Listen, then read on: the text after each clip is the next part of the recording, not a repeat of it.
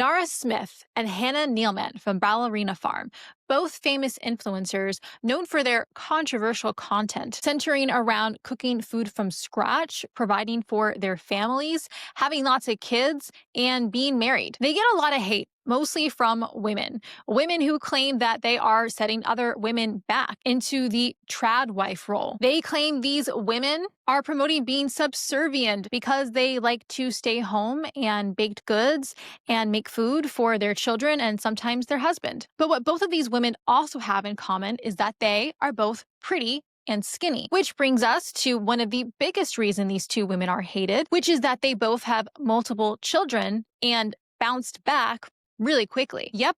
The fact that both of these women got skinny pretty quickly after giving birth to their children really angers a lot of women, which is why we're going to talk about both of them today, because both of them have received lots of criticism for showing off their postpartum bodies. They've been called unrealistic and they've been criticized for setting unrealistic expectations for other mothers by just simply, I don't know, losing weight after pregnancy and being proud of their body, I guess. But I always think this is an interesting topic because we've seen this not just with celebrities, but probably with people in our own lives as well.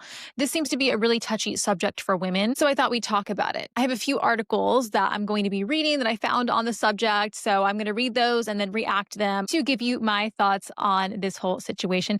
But first things first, welcome back to my channel. If you are new here, my name is Whitney Holcomb, and I am author of the book 1 Year, 100 Pounds. My book is about my weight loss journey, how I lost 100 pounds on my own in 1 year. It is both my story of how I lost the weight, but also a tough love guide for how you can do it too.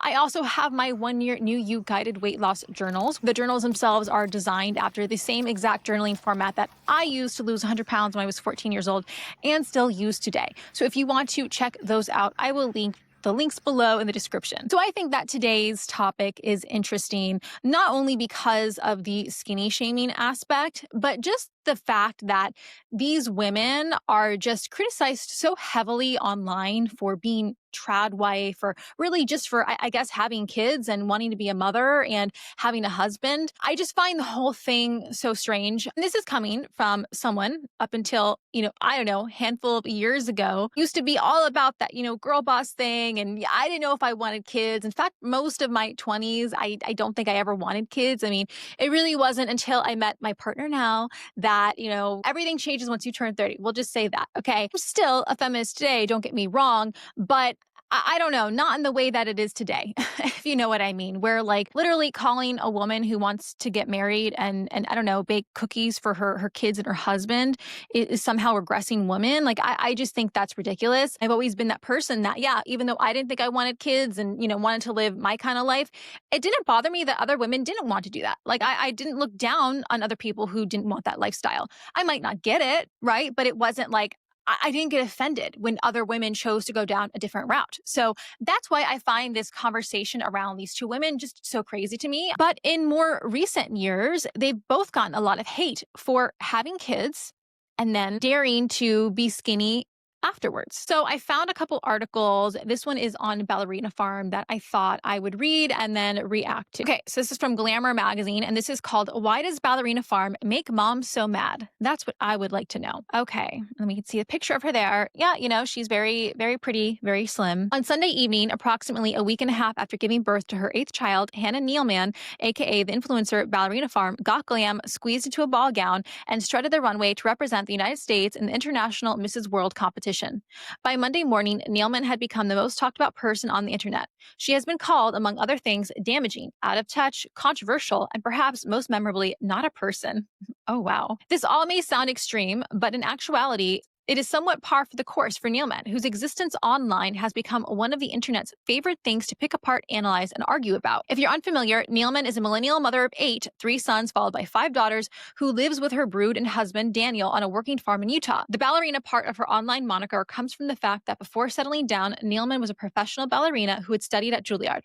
According to her post online, after marrying and living for a few years in Brazil, the couple are members of the Church of Jesus Christ of Latter-day Saints or Mormons.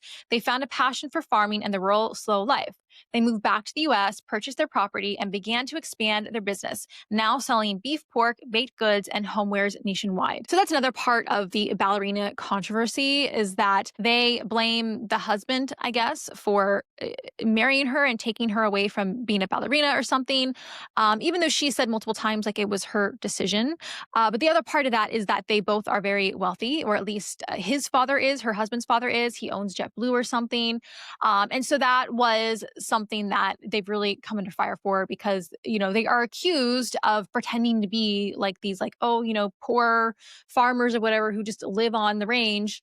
And, I don't know. I can't really speak much on that part because I didn't watch them from the very beginning. As far as I know, I don't think that they ever lied about that. Like, I think number one, the land they have, you have to have money to buy that kind of land. You have to have money to start a farm. I don't think they ever said that they were poor or that they didn't have anything. I think maybe they just didn't disclose it. But I wouldn't be surprised if they kind of leaned into that kind of like, oh, we're just, regular homesteaders, this and that.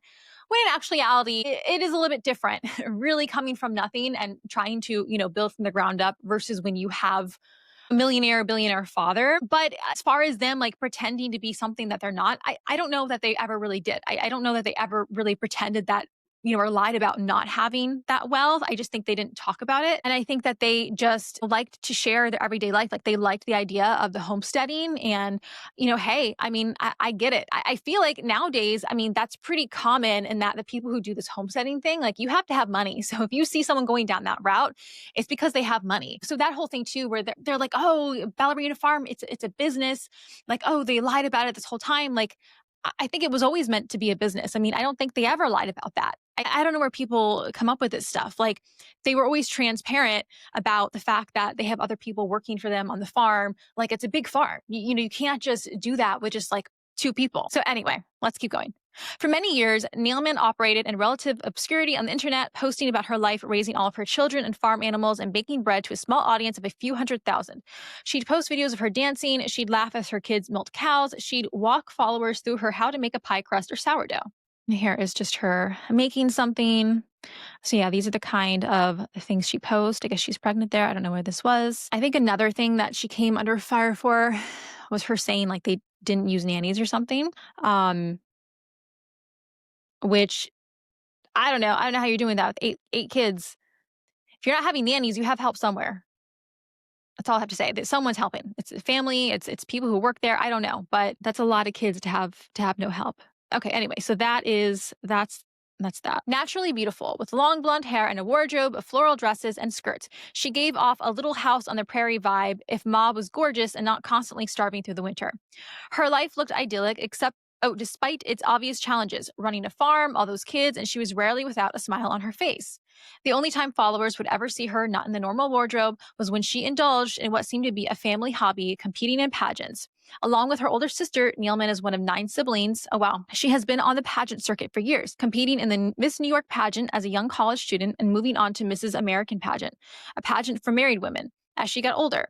After winning Mrs. Utah in 2021, she was crowned Mrs. American this year. She competed as Mrs. South Dakota, which is a whole other thing. It's hard to pinpoint exactly when it happened, but around the time she competed as Mrs. Utah, Nealman went from just another LDS influencer with an aspirational Instagram account to a bona fide online thing. There are several reasons this could have happened: the pandemic and boredom, the rise of influencer analysis, both on social media and the mainstream press, or the rise of tradwave culture on TikTok, or most likely all of the above.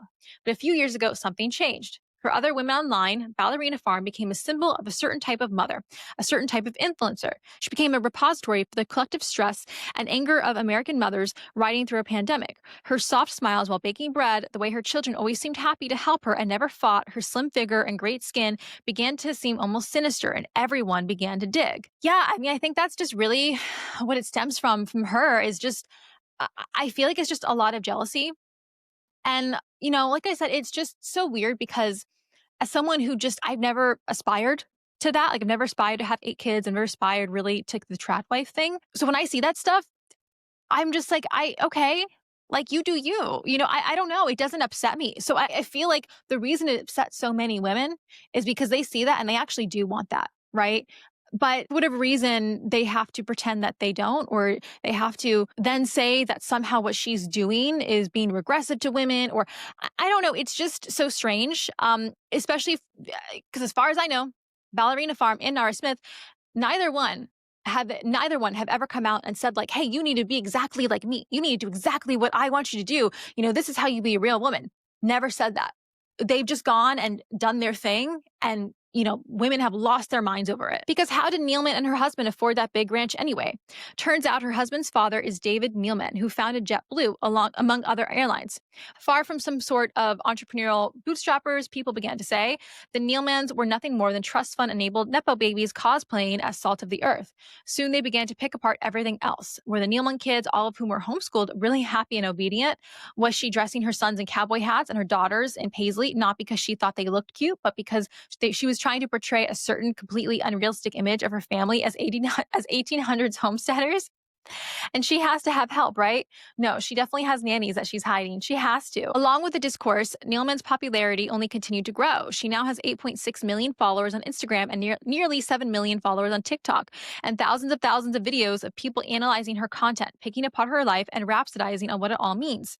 Many pontificators speculate that Nealman, by virtue of what she shows online, is trying to manipulate young women into becoming trad wives themselves or giving up their financial autonomy to retreat into a traditional life of domesticity. Others say that by posting videos of her home births, skinny waist, obvious bliss, and serene nature, she is actively harming other women. She's making postpartum look like a breeze, they accuse, and is giving an unrealistic ideal for what motherhood is actually like. So by her just living her life, her being happy, her being pretty, her being skinny, her loving her kids, her having a good life, like, my God, I mean, she is just a terrible person. Basically, what they're saying is that she's harming other women because she's making them jealous. That's what it comes down to. And like, they wouldn't be jealous if they didn't want that. Like, again, as someone who's just never really aspired to that, I just watched that and like, okay, cool. I like that she's making bread. That's it, right? The fact that they are so upset, so up in arms about this shows that they're insecure. It shows that clearly she has something that they want, and because they feel like they can't measure up to her, they have to tear her down. When Nealman made clear to her followers that she still intended to compete in Sunday's Mrs. World pageant, her brand new infant Flora in tow, the discourse went into overdrive. How dare she, the commenters said. By competing in a pageant so soon after giving birth, by wearing makeup and traveling and slipping into a dress while probably still bleeding and worst of all, looking hot, she was being dangerously irresponsible at best and deviously sinister at worst. Yeah, okay. And there she is, I guess. Oh, it looks like she's still pregnant there. Now the Mrs. World kerfuffle is adding another wrinkle to this whole thing. I noticed it this morning while scrolling through TikTok after TikTok from pop culture commenters jumping on the bandwagon. There is backlash, of course, but now also backlash to the backlash, with many women now speaking out to defend Nealman against the claims of being anti-feminist. Instead, they say, aren't the commenters anti-feminist for criticizing what seems to be Nealman's real lived experience of motherhood? After all, isn't the whole point of feminist liberation letting women compete in a pageant postpartum if for some reason that's what they want to do? Exactly. I don't understand. Why does it bother you so much? It's not your life, right? If she wants to do that, okay. You don't have to. She's not at all saying that, oh, other women have to do this too. No, it's just her. She wants to do it. Okay. Like, I mean, I don't understand. I just don't understand. I don't understand the hate. Like, that's her life. Okay. That's who she is. You don't have to do that. She's not saying that you have to do it as well. Dr. Christine Sterling, an OBGYN and mother of 3 who gives birthing parents tips and advice on her Instagram, tells me she decided to speak out in Nealman's defense after seeing so much criticism online saying there is not one universal postpartum experience. Exactly. Hannah's experience and circumstances are quite unique, she says. The problem is not that she's setting unrealistic expectations of postpartum, but rather that we are expecting her to set expectations at all. Yes. I would ask those criticizing why it isn't okay for her to make this decision for herself. I believe she, just like every other woman, has a right to make decisions about her own body. I totally agree. Just by her deciding to do something with her own body, you're saying that that's negative, that's bad simply because for most women, that's unrealistic. For most women, they can't do that. They can't lose the weight that quickly. They can't be a beauty pageant competitor. So because of that, she just shouldn't live the life the way she wants to. She just shouldn't compete in the pageants. She should, I don't know, gain more weight somehow. Being pregnant, she shouldn't post these videos online about her life just because it doesn't align with how you think that other women should live their life, I'd imagine the discourse will continue to grow and grow and grow. After all, American mothers have a lot to be angry about and need somewhere to channel it. But I wouldn't be surprised if soon the same writers and commenters begin to change their tune on Nealman, as it seems the tides are beginning to shift. The Ballerina Farm hot take industrial complex will continue to churn on. To understand why dissecting Nealman's Instagram post as if it were a master's thesis has become a cottage industry online, we need to look at all the ills plaguing American mothers and actually start to examine them, not at Nealman herself, because it's not really about her at all, is it? Exactly.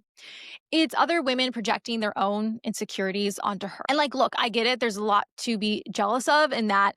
Yeah, I would love to have her money too. Okay. And like, she's very pretty and she's had 8 kids and she's still slim. But like, so what? I do not want her to exist because she has a life supposedly better than yours. And if you really feel that way, then maybe that means that you should work on your own life. But then on the opposite end, if you're coming from the stance of like, oh, well, no woman should live like that because that's regressive, that's blah, blah, blah. Number one, you're being anti-feminist because feminism is about letting women do whatever they want, right?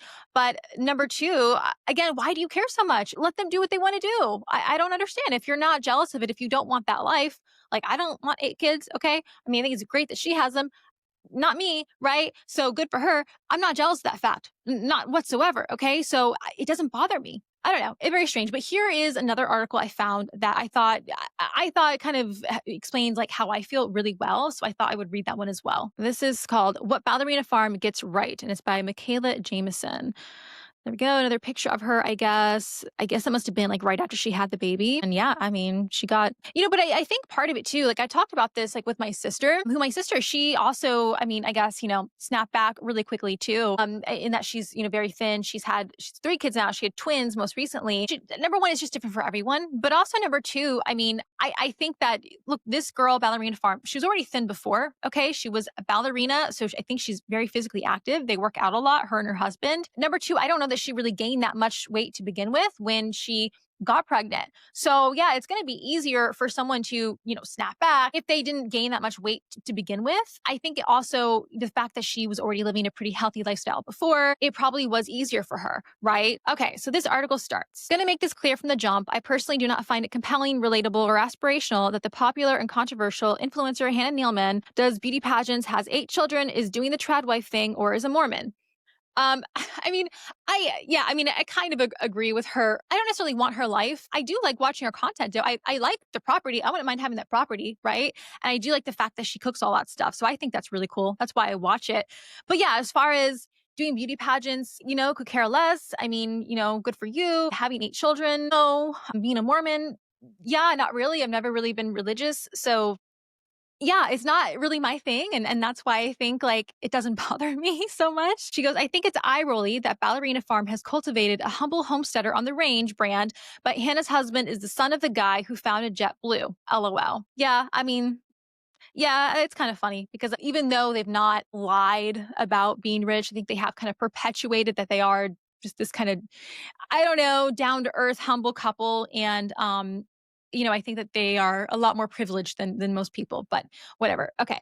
I doubt Hannah and I share many beliefs, and I'd be blown out of my chair if our politics resided in the same solar system. Basically, I'm not a fan of most of her whole deal. Some of her cooking videos are nice, though. But when Glamour published the piece, Why Does Ballerina Farm Make Moms So Mad, earlier this week, I realized that there is part of Hannah's whole deal I think people could find useful if they let off the gas pedal of ire a little bit. Most of the kerfuffle is about Hannah's body. She's thin, gets thin again after every kid, and earlier this month wore a series of form-fitting ball gowns to compete in the Mrs. World competition a week and a half after giving birth. That is understandably upsetting to women for reasons, including they're not thin, they want to be, and trying to be thin is hard for them and seems easy for Hannah, and or they believe Hannah is setting an unrealistic or damaging standard for womanhood and motherhood. Put a pin in that. I think she described that perfectly.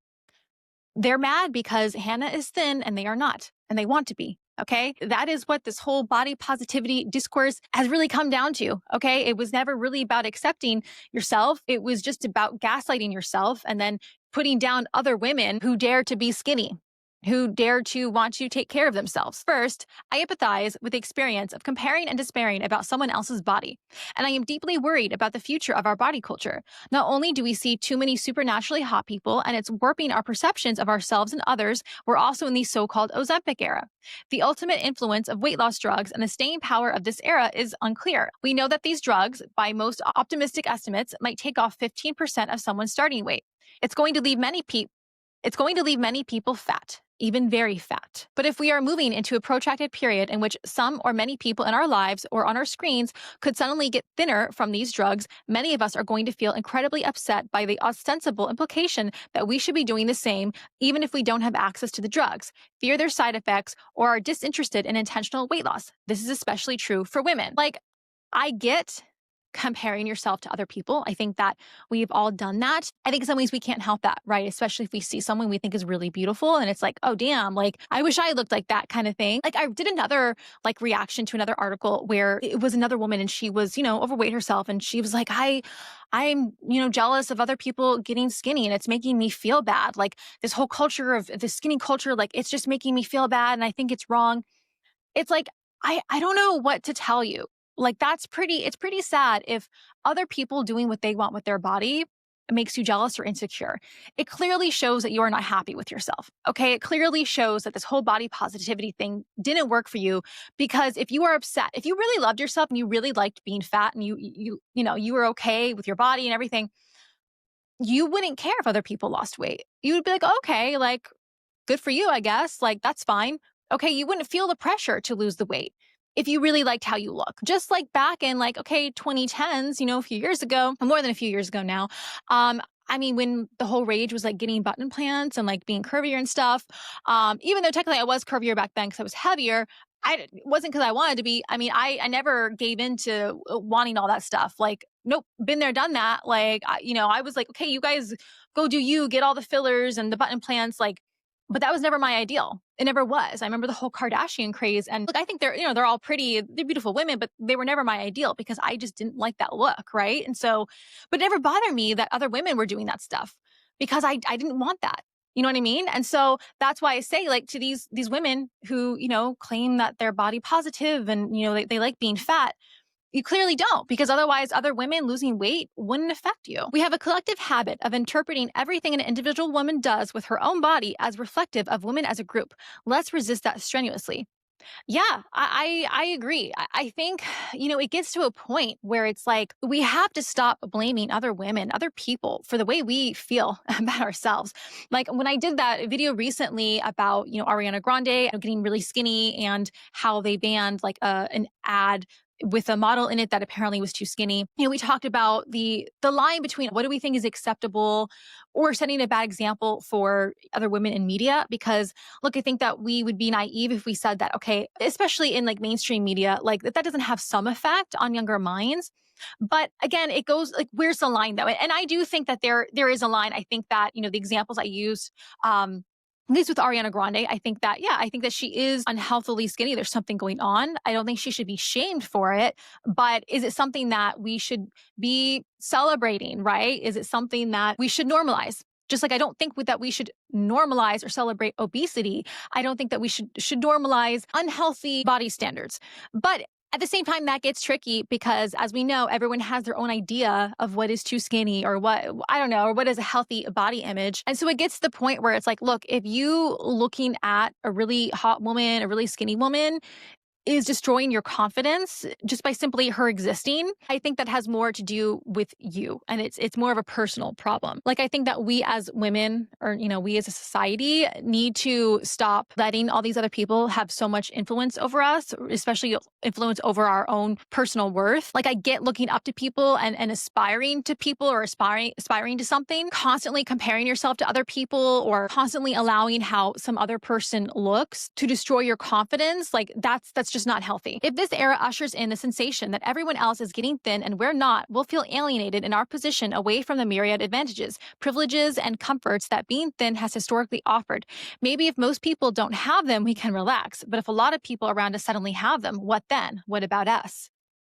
Wow. It's like she said the quiet part out loud because I think that's what it really is for a lot of these people that are upset with people losing weight. And I think it comes down to competitiveness, right? Within women. Like it's why how in our own life, we've seen this a lot where a lot of friends, family, whoever get upset when we start losing weight and start getting hotter. And they may even try to sabotage us because they don't want to see you be above them, right? They don't want to see you get hotter or thinner than them because they feel like that makes them worse, right? It makes them feel like they're lower on the totem pole. But if they can convince you to stay fat and not lose any more weight, well, then it's like there's more like, equilibrium for them. It makes sense that we'd have these worries, but where do we put them? What are we to do with our big feelings about other people's bodies and our own? Back to the Ballerina farm. According to Glamour, the most interesting thing about all this backlash is that Nealman has barely seemed to register any of it, or if she does, she doesn't show it. Nealman has never wavered. She doesn't publicly address her haters. She doesn't engage with the discourse. She seems to be, at least online, completely unbothered and content, which of course is its own kind of privilege when you have 8 kids. But on the other hand, you have no idea what her reality looks like, do we? Yes, Hannah is unbothered because it's easy to be when you're rich and famous. But I also believe she's unbothered because she's identified and acts on her values about her life, body, and motherhood. Different as they may be from mine or yours, I'm intentionally writing about her because I don't feel we have the same values and doesn't care about the external noise around them. Yeah, I mean, I think that's interesting because that's kind of how I felt about this too and why I wanted to do it because, like, I am definitely not someone who aspires necessarily to the life she's living. Some of it, though, like I said, she lives on a really nice farm. It's really beautiful out there. Let's see. That's what I think we all have to do, especially in the Ozempic era, about our bodies. I wrote in October about the importance of asking yourself, how much do I care about changing anything about my body and my habits, considering what I'll sacrifice and what I'll gain? Since I do not believe we will see the annihilation of the human desire for weight loss or thinness in my lifetime, so we'll continue to be confronted with people striving for those, attaining those, and companies selling us things for those, the only way I or any of us can find peace about our bodies is to do a values deep dive, including about weight and thinness. If you don't value losing weight or being thin, you don't have to act upon those ideas and shouldn't feel bothered if someone else does. Exactly. Because their choices have absolutely nothing to do with you practically or ideologically. Exactly. Okay? If you do value those things, consider how working toward them aligns or conflicts with any other values you have around your time, energy, resources, and mental health. Then make your choices and live with them. Exactly. Okay? If you want to be skinny, if you want to lose weight, if it bothers you, then do something about it. If you don't, then don't. Okay? If you think it's too hard, if it doesn't align with the rest of your life, like she's saying here, okay, then don't. Then just accept that you're not going to lose weight. I don't know. Either do it or don't, right? But like, don't tear other people down for doing something that you want to do if you're not willing to do it. This is what more content about bodies and weight should be for, not for condemning people for their choices when everyone's are influenced by an entire galaxy of circumstances, beliefs, experiences, realities, and desires, but for helping people understand the physical and mental realities around body and weight change so they can decide if it's worth the potential sacrifices and risks. Hannah values competing in pageants, so she does what she must to that end. If you don't value competing in pageants, then don't. And know that if you don't do what it takes to look pageant ready, then that's probably not how you look. Yes, she said it perfectly. This is a kind of math. As much as I loathe math, the numbers don't lie. There's some peace in that. Exactly. You can't expect certain results without doing certain kind of work. Okay? Like if you want to look like a beauty queen, you got to do what a beauty queen's doing. And if you don't want to do that, then just stop complaining about it. I mean, just don't worry about it. All right? It has nothing to do with you. Maybe Hannah values getting her body back more than she values resting. I don't know. I don't care. If I gave birth one day, you'll catch me nowhere but on the couch for as long as circumstances allow because goddamn, do I love rest. But I also love activity. And if my 10 years of weightlifting contribute to faster postpartum recovery and I could exercise again sooner than other people, it would sure be a bummer if they considered that choice of mine an indictment of any of theirs. Yeah. Yeah, I mean, she's just, she's saying it perfectly. Don't even have to add my 2 cents. Dr. Christine Sterling said in the Glamour article that she spoke out against this criticism of Hannah's postpartum pageantry because there's not one universal postpartum experience. It's true. Yes, it might be unrealistic or near impossible for many or most women to do what she's done, but Hannah did do it, and she's as much of a postpartum mother and real woman as any other. Yeah, exactly. Just because it wasn't for you, it's not your path, and maybe it's not realistic for a lot of other mothers. It was realistic for her. So she should be able to do what she wants to do. Our body culture does not become more accepting for all people if we don't accept the choices of the people whose bodies piss us off or give us big feelings for some reason. Unless Hannah is selling weight loss products, actively telling people to lose weight, or posting to her socials the kind of content that promotes EDs or is harmful to people with them, she's not doing anything wrong. She's just some lady with a charmed life. She's not a symbol of every woman or the right kind of woman. She's not influencing anyone who has decided she doesn't speak for them or about them. Let's consider what's true when it comes to social media accounts, like Ballerina Farm. People get fired up, I think, because they feel Hannah is saying you should/must do all of this to be a good mother and woman. Okay, a bleh idea, and one I'm not convinced she believes. But is that even true? Ask yourself how many women and mothers you know who don't do any of that. Are they still good? There's your answer. Yeah, exactly. I have never, seen this Hannah Nealman say anything like that. Like, hey, everyone needs to be like me. I'm the picture perfect motherhood, and all you other women, you're just lazy because you don't do what I do. I've never heard her say that. If she did say that, then that'd be another thing. But again, even if she did, because I know there are probably some weird, like actual like trad wife weirdos out there who do say things like that. I mean, I just laugh them off because it's just not realistic in our society. And if that's how they really feel, like good for them. And if that's how people in their lives feel, again, good for them. I don't know. I would never want a husband or a man who believed in those values. So again, it doesn't affect me, right? I just don't care. I'm just going to keep doing what I want to do anyway. What influencers post might suggest that does have a crumb more truth in our money and status obsessed society.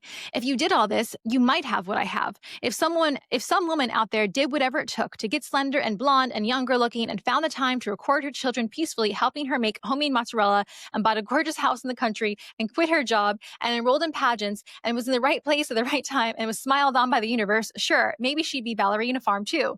Maybe, probably not. The influencer space is too crowded. Whatever it took is the thing, though. Do you even want to do all that? If you do, but you can't, I'll grant you that it's not fair. She has the money and the genetics and the time and the heavenly fortunes, and we don't. Not fair. But what now? Yeah, I mean, exactly. I mean, she's basically just saying, like, you're comparing yourself to someone who had so totally different circumstances than you. Yeah, you really can't compare yourself to other people because everyone starts from somewhere different. Okay. Like, that's why we really just have to focus on our own lives. I think it's great to have these people as like aspirational, like, okay, well, hey, like if she can do it, then maybe I can too. Maybe not in quite the same way. Okay. Use these people as motivation, but not like necessarily as a blueprint because we all have our own journeys and our own struggles. And I think what people also forget to realize too is that this goes for any influencer, any celebrity, anyone online is like, look, even for Ballerina Farm, she's showing you all the highlights, right? I mean, she's like a person just like anyone else. Like, she's got bad days too. Okay. And not everything is as perfect as it seems. Like, there is a quote, I forget, or maybe it's I don't know what it is, but it basically is like, okay, if we all had took our troubles, we all put our troubles in a pile, right? And our troubles were like a stick or something. Okay. We all put it in a pile so all of us could see each other's troubles. We'd very quickly take back our own trouble. You know what I mean? Meaning like, okay, if we could switch lives with other people or switch troubles. Like, we realize like, okay, I would, hey, maybe I don't have it as bad as I thought, right? Because, so and so has, looks like they have the picture perfect life, but actually they got this going on, right? But also, even if they don't, I mean, some people are just really blessed, I don't know. They just really do have it all. And yeah, that sucks. I get it. We get jealous sometimes, but at the end of the day, okay, so what? Like, it is true. Like, life is not fair. We just have to make the best of what we can with the life we have. And, that means we'll probably have to work harder than someone whose father is the owner of JetBlue. Okay, that's just the reality. I don't know. I'm not a trust fund baby. Okay, so I'm going to have to work harder, but it is what it is. Like, they got it like that. I don't. But we can all create our own fulfilling life. Like, I don't know. I think that, we are capable of much more than we know, but it will take work. When everything's unfair and toxic and stupid, I don't know what else to do but take inventory of what I care about and what I have at my disposal and then build the best life I can. Like it or not, unfair or not, that's what Hannah did about her body, her parenting style, and her whole life. And she doesn't apologize, engage, or care what people think. I can hear you yelling. Easy to do when her life's so great and she reaps countless rewards for her choices. Glamour said it though. We have no idea what her reality looks like, do we? And even if it's practically perfect in every way, well, them's the breaks. Her having a better life than you does not somehow prohibit you from acting upon your own values to the best of your ability or looking at your abilities and building values around them. Every second spent writing all caps screeds she'll never read in her Instagram comments is a second spent away from the stuff of your own life. Exactly. Harassing other people online doesn't make your life better. Okay.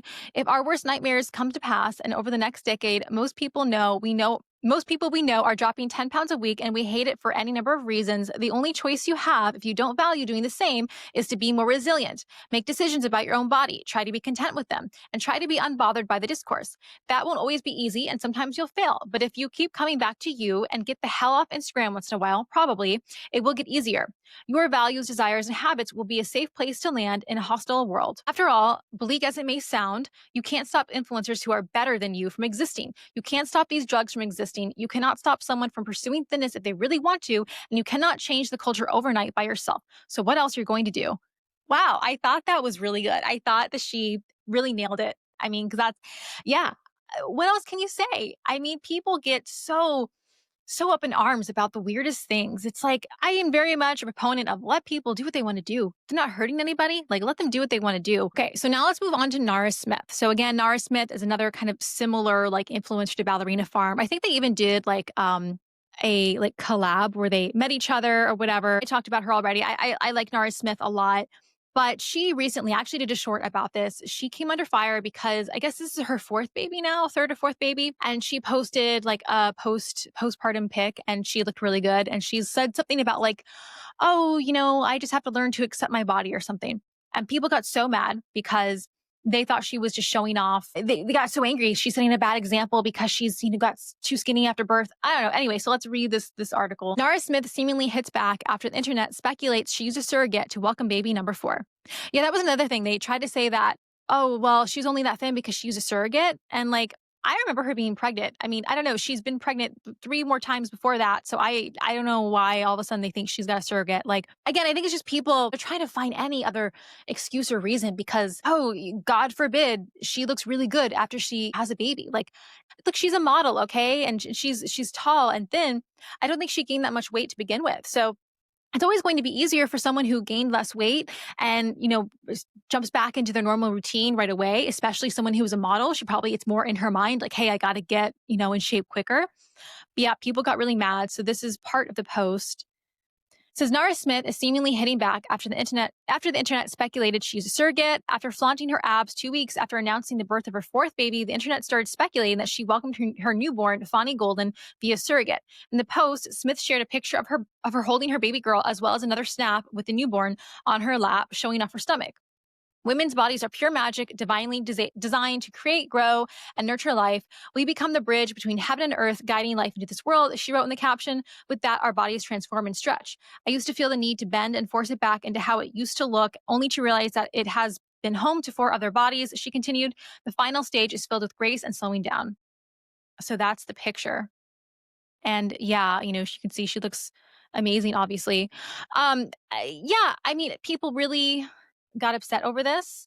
Um, I do think that, like some of you, I think, did right in the comments, like it was it was less about the fact that she looked good. Like, they felt like it was kind of more like her fishing for compliments kind of thing. They were more like, hey, look, if you just want to show you looking hot, just say that, right? I don't know what her intention was. I don't know if that was what it was. I think maybe it was a little bit tone deaf because she's talking about, oh, I just have to accept my body as it is now.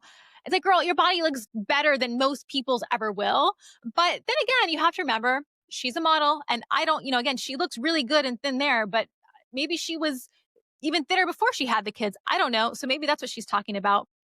But yeah, people really lost their mind over this. That's all the article really says about that. But it's just, yeah, I don't know. These 2 women really, really seem to upset the internet. And I think, even Nara Smith herself has come out and said, like, I'm a working model. I make content. Like, I've never said I was a trad wife. Like, I just, I like to cook stuff. I want to have babies. Really late night snack lately. It's almost 12. Almost 12 calories. I need to go to bed, but I needed something savory and really sour. Pregnancy cravings can be interesting.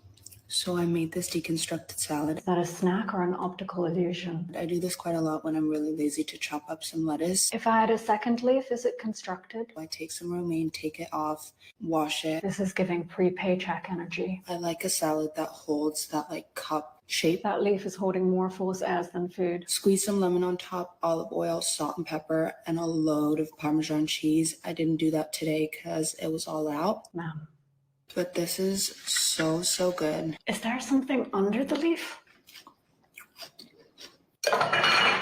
It does get messy. Points for not using cottage cheese, though. So good.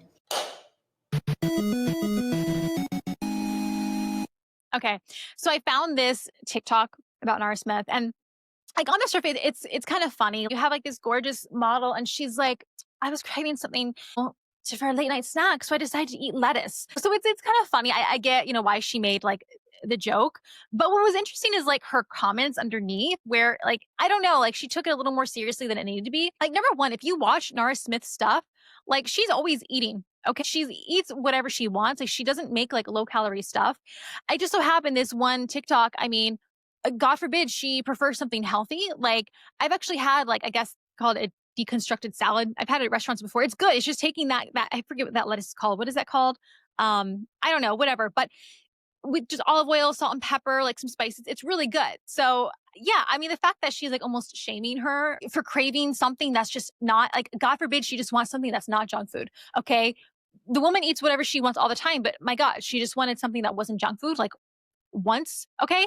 So it's just kind of crazy, and then you like listen to like her comment below. She goes, satire aside, I actually do appreciate that Nara shows a wide variety of foods. She isn't afraid of sugar, flour, or butter, and she also shares nourishing meals. She eats for her own health and theory that aligns with what I believe all foods can fit, and we don't need to label things as good or bad.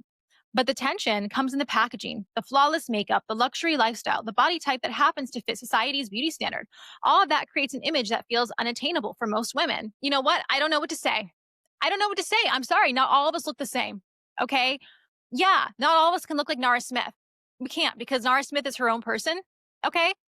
We all can just look really good if we want to. Any of us can wear beautiful makeup. Any of us can learn how to do our hair and makeup. We can, wear clothing that fits us right. We can work out and try to take care of ourselves. Will we ever look like Nara Smith? No, because we're not Nara Smith. And when millions of young women are watching, the message stops being just about food. It becomes about beauty, perfection, and a standard no one can realistically live up to. Who says you need to? That's the thing. Who says you need to? Just because Nara is. She is showing you something that she likes to do, that she likes to get dressed up. She likes to be glamorous. She likes to cook. She's not saying you have to, okay? That's why I find this genre of content complicated. I support the idea of balance, but I also believe we need to talk honestly about the influence and responsibility that comes with presenting this way. This is part of my deadpan, okay, whatever. I like the responsibility of presenting it in this way. So her deciding to get online, put makeup on, look really good, and make content that she likes, which is making food. That upsets you.